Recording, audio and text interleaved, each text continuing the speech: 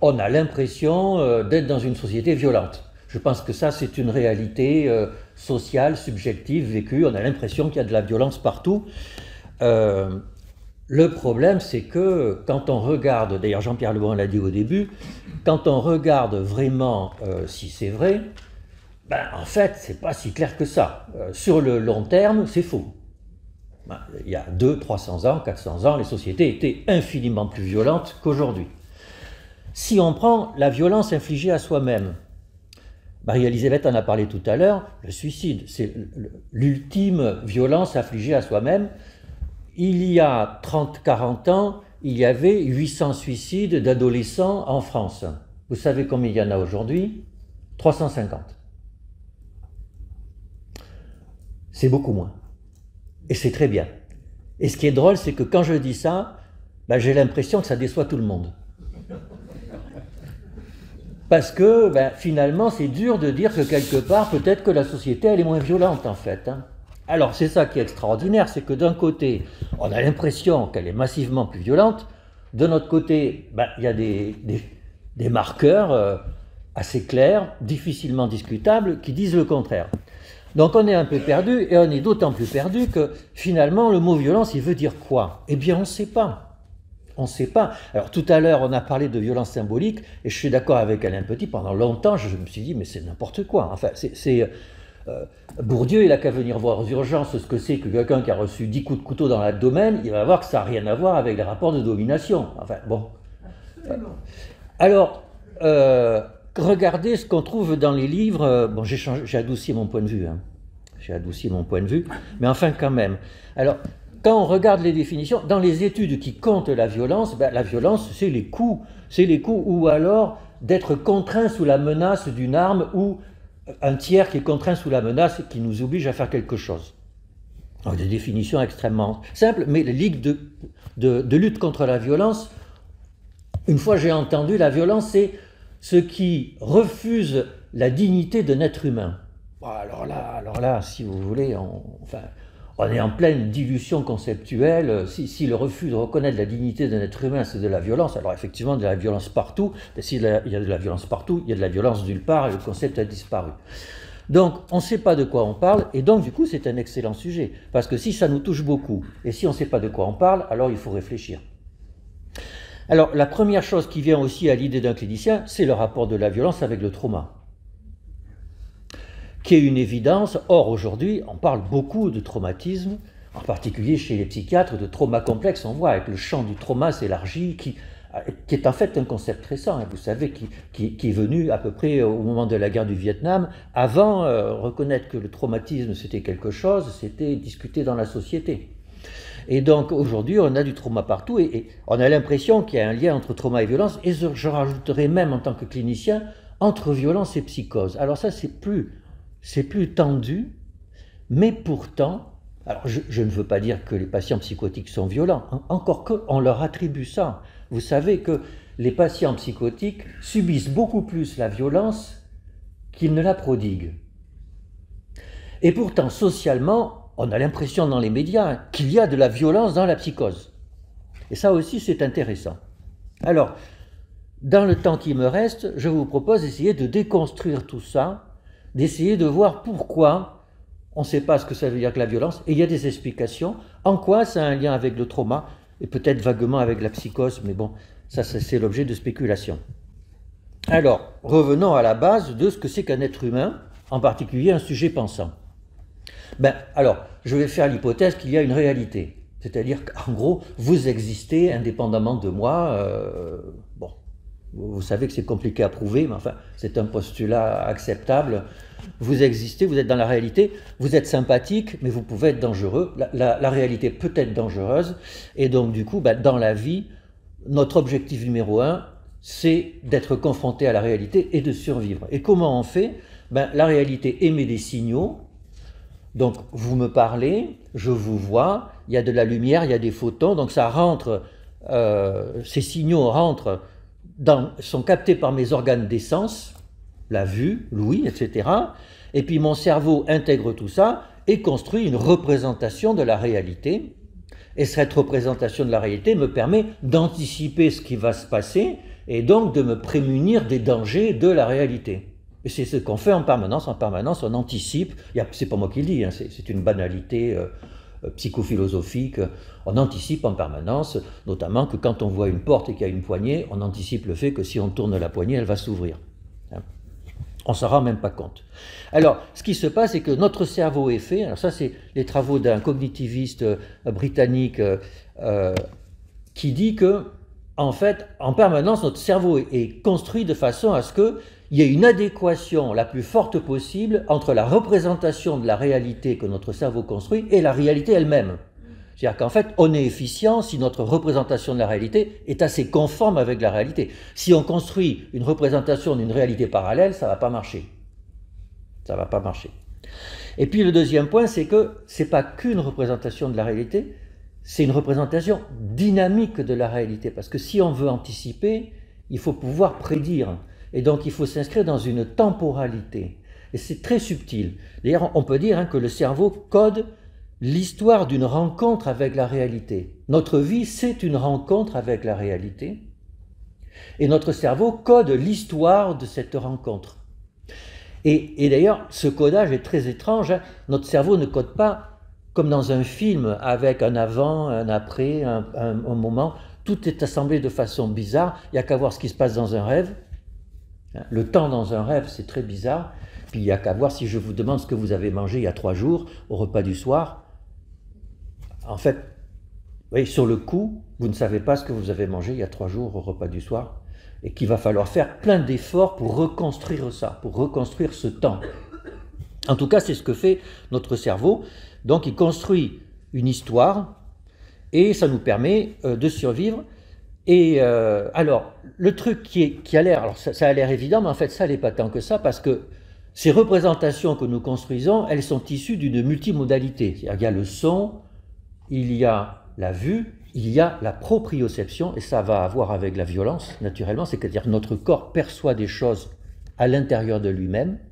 On peut avoir mal, on peut se piquer, on peut se brûler, et qu'il faut intégrer toutes ces modalités. Et en plus, on construit une représentation symbolique de la réalité qu'il faut intégrer aussi avec la sensorialité. Et tout ça est tout sauf évident. Tout sauf évident. Et d'ailleurs, parfois, ça nous pose problème. C'est-à-dire, parfois, on n'arrive pas à caler toutes les modalités de représentation de la réalité et ça nous ennuie. Alors, chez certains patients, en fait, il y a ce qu'on appelle une perte de l'évidence naturelle parce que pour nous, tout semble évident, tout congru plus ou moins. Je vous vois, je vous entends et ça fait un spectacle homogène. Parfois, ce spectacle, c'est-à-dire, on le vit quand on est fatigué, quand on a pris des toxiques, ce qui nous arrive jamais, mais eh bien, les choses peuvent se décaler et on a l'impression d'aller mal, on a l'impression de délirer quelque part, de rentrer dans un moment psychotique qui est extrêmement déstabilisant. Et on dit d'ailleurs que la schizophrénie, c'est la perte de l'évidence naturelle. En fait, un patient schizophrène vit dans un monde décohérent où tout est étrange parce que rien n'est mis en cohérence et c'est absolument horrible. Donc il y a une multiple. Alors, plus simplement, en psychiatrie, on est confronté à ça. Nous avons plusieurs représentations de ce qu'est un sujet pensant et qui sont plus ou moins incompatibles les unes avec les autres et ça nous met dans l'embarras. Alors par exemple, des représentations neurobiologiques de ce qu'est un sujet pensant et des représentations psychanalytiques de ce qu'est un sujet pensant. Ce sont 2 champs de représentation qui sont difficilement à mettre en cohérence les uns avec les autres et ça nous ennuie et on s'engueule en permanence pour savoir comment coller les deux, etc. Et c'est comme ça. Donc, le manque de cohérence, c'est gênant pour un être humain. Alors, donc on est comme ça, mais alors ce qui se passe, c'est que la réalité, elle bouge elle aussi. C'est-à-dire, la Terre bouge, il peut y avoir un cataclysme, il peut y avoir, je traverse la route, quelque chose qui est imprévu. Enfin, en permanence, il se passe de nouvelles choses. La vie, il y a des nouveautés, il y a de la surprise. La surprise, c'est quand il se passe quelque chose que l'on n'avait pas prévu. C'est-à-dire que notre univers mental est capable de se représenter la réalité et de la prédire, mais parfois ça ne marche pas. Parfois il se passe des choses qu'on n'avait pas prédites, on appelle ça des surprises. Alors comment on fait pour gérer la surprise? Eh bien on s'adapte. C'est-à-dire que, ah zut, il y a un truc, bon, eh bien il faut le digérer. Il faut du temps, et on va réfléchir à cette surprise, et on va changer notre univers mental de façon à intégrer la surprise. Et on fait ça tous les jours. Alors, il faut du temps, il faut de la plasticité, et la plasticité et le temps, parfois on l'a pas, et la plasticité a des limites. Et parfois on n'y arrive pas. Et quand on n'arrive pas à intégrer les surprises, on appelle ça un traumatisme. Le traumatisme, c'est quand il se passe quelque chose qui est tellement nouveau, tellement brutal, c'est tellement rapide qu'on ne peut pas le digérer, et donc on est sidéré.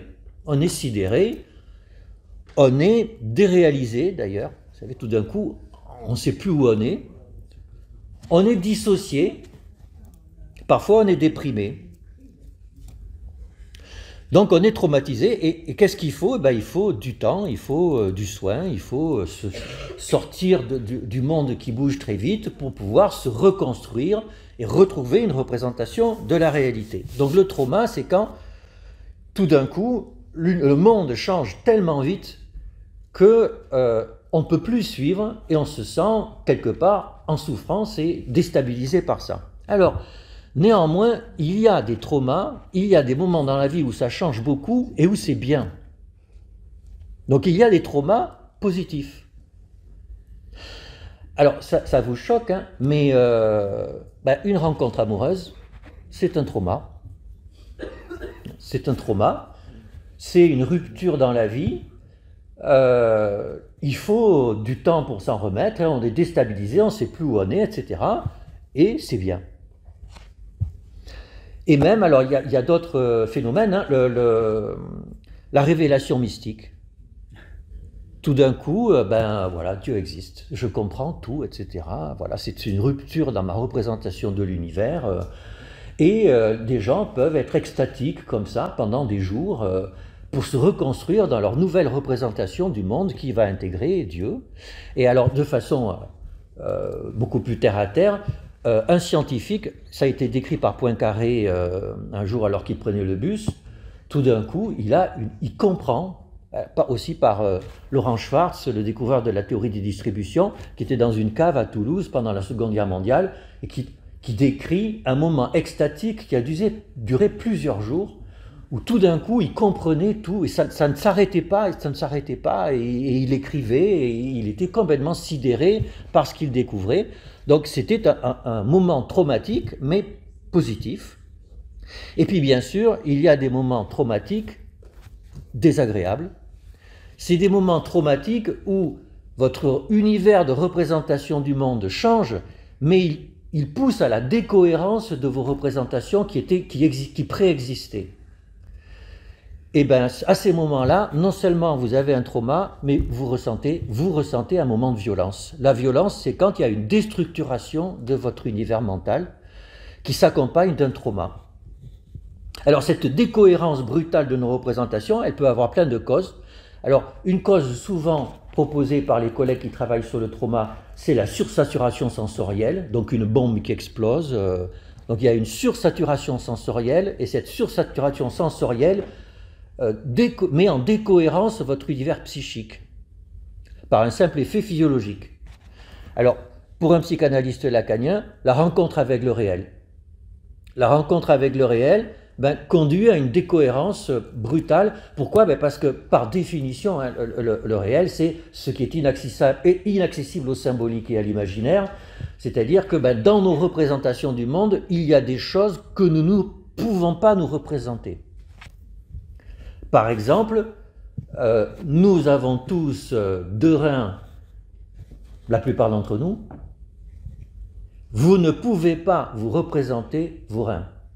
C'est pas possible. C'est vous, d'ailleurs c'est très curieux, c'est vous, et pourtant ça vous est totalement inaccessible.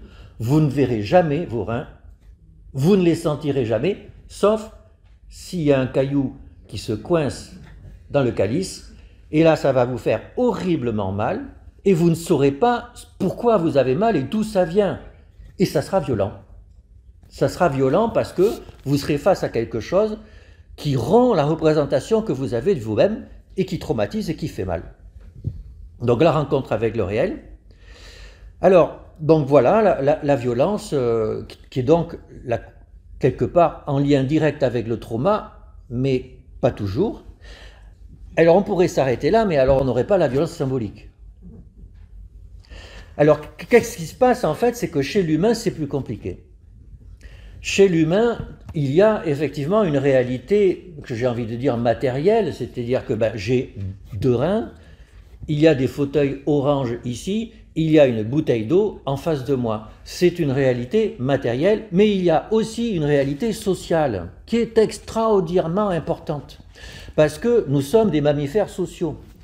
La preuve, nous sommes nombreux dans cette salle et pour l'instant, nous ne nous sommes pas tapés dessus. Et nous nous écoutons tranquillement avec une relative bienveillance.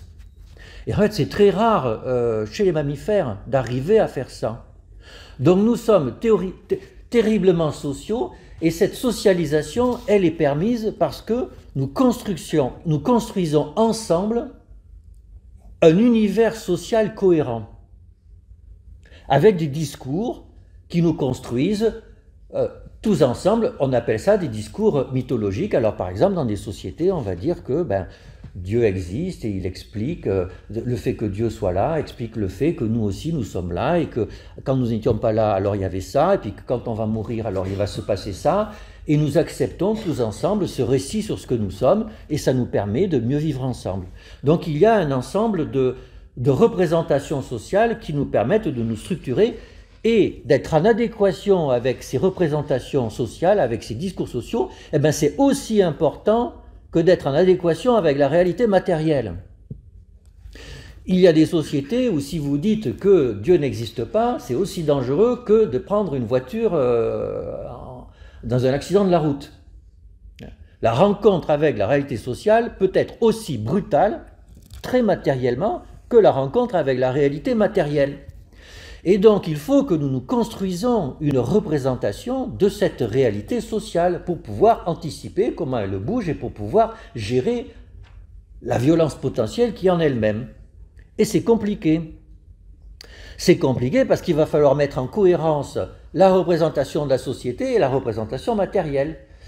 Et que je parlais de Dieu, c'est pas simple, c'est-à-dire que y a des sociétés où Dieu existe et c'est quelque chose de très important. Le problème, c'est que si je suis scientifique en même temps, je vais me demander, mais il est où? À quoi ça correspond?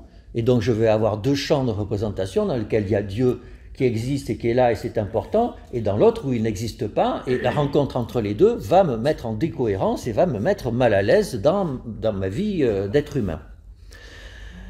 Alors, ok, à ce stade-là, aujourd'hui, on en est où par rapport à ces représentations sociales, ces représentations de la réalité, ce trauma qui peut être en lien avec une décohérence dans nos représentations de la réalité sociale ou de la réalité matérielle?